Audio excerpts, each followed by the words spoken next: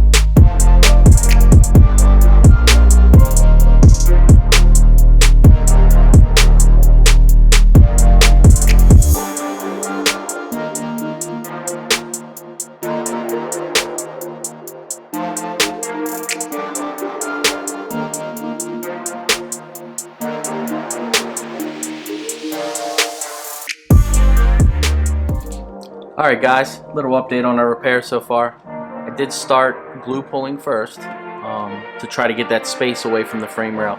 Pulled a lot of it out, still needs a lot of cleanup work, but I wanted to be able to get a tool behind it and finish it.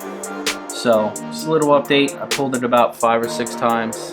Just trying to get the bulk of the dent up, get the depth of it out, so I'm not in there with a tool making a bunch of pushes. This is just a cleaner way of doing the repair. So keep watching. See if we get this thing glassed out.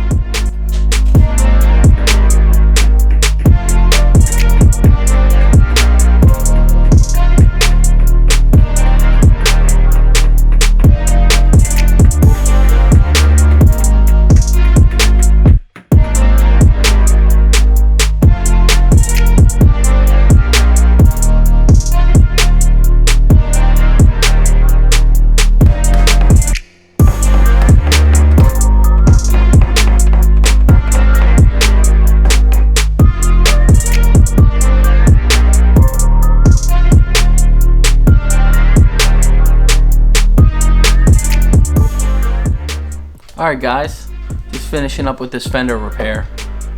We did work it from the top of the fender and the wheel well.